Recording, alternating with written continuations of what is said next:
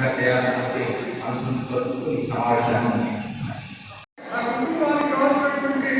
ఆర్థిక సులభన ఏ విధంగా అందించాలని ఒక నిర్ణయం తీసుకొని వారికి ఏ విధంగా మనం ఉన్నామో ఆ విధంగా ఆర్థిక సహాయం అందించడం జరిగింది.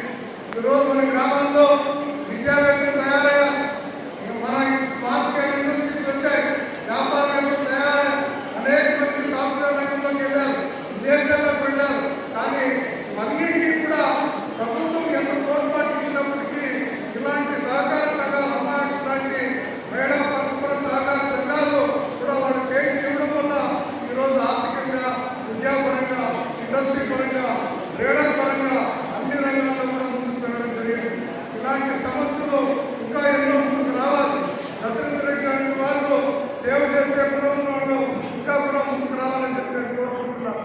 ఈరోజు దశరథ రెడ్డి గారు ఒక అమ్మాయిలో ప్రభుత్వ సంఘాలకు ఆర్థిక స్వలంబనే కాదు, ఈ మండలంలో కాదు, జిల్లాలో ఎక్కడ పోయినా విద్యా వ్యవస్థకు ఇచ్చినటువంటి సహకారాన్ని మరవలేదు. కూడా అన్ని విద్యా కేంద్రాల్లో సార్ కోరికలు అంటే కంప్యూటర్స్ ఇవ్వడం కానీ, స్కూల్లో డ్రెస్సెస్ ఇవ్వడం కానీ, వాళ్ళకి కావాల్సిన లెక్చర్స్ ఇవ్వడం కానీ, వాళ్ళకి కావాల్సినటువంటి పట్టణ పుస్తకాలు ఇవ్వడం కానీ ఈ జిల్లాలోనే మొట్టమొదటి స్థానంలో ఏదైనా ఒక ఎన్జిఓ ఆర్గనైజేషన్ అంటే అది ఒక అమ్మాయి కూడా గౌరవంగా చెప్పగలుగుతాం.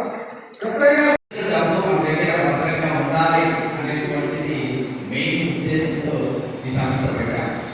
ఈరోజు ప్రజలు దాదాపు 40 కోట్లు పొందుతుంది. ఏ సంస్థలకు లేవు, ఏ నమ్మకంతో పెట్టారు, చిన్న చిన్న పొదుపులే కావచ్చు. కాకపోతే జిల్లా అంతా కూడా అందరూ కూడా వాళ్ళు నమ్మకంతో సంస్థలో పెట్టినటువంటి ఈ డబ్బు భద్రంగా ఉంది. ప్రతి సంవత్సరం కూడా మనం వాళ్ళకి 9% ఎవరు ఏ బ్యాంక్ డబ్బు అంత ఇంట్రెస్ట్ పొందుతుంది. సో దాదాపు 5 కోట్లు ప్రతి సంవత్సరం కూడా వాళ్ళ వడ్డీ రూపేణా చెల్లించడం జరుగుతాం.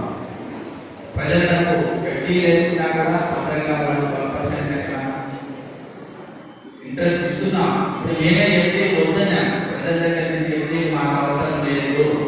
ఎందుకంటే ఊరికైనా డబ్బులు తీసుకునేసాక మనం దాన్ని ఎక్కడో దాన్ని ఉపయోగించాలి. 12% మనం వడ్డీ కట్టాలంటే ఆ డబ్బును ఉపయోగించుకోకపోతే మనము సంస్థకి నష్టం వస్తుంది. కాబట్టి చాలా మందికి ఎవరైనా వేస్తామంటే కూడా ఇప్పుడు వద్దంటున్నాం. చిన్న అమౌంట్ ఏం చేసుకుంటాం కానీ పెద్ద అమౌంట్ వద్దని చెప్తున్నాం. సో ఈ విధంగా సంస్థను ఒక ఆర్థికపరమైనటువంటి స్వయం సమృద్ధి అంటారు. అంటే మన కాళ్ళ పైన తను నిలబడాలి.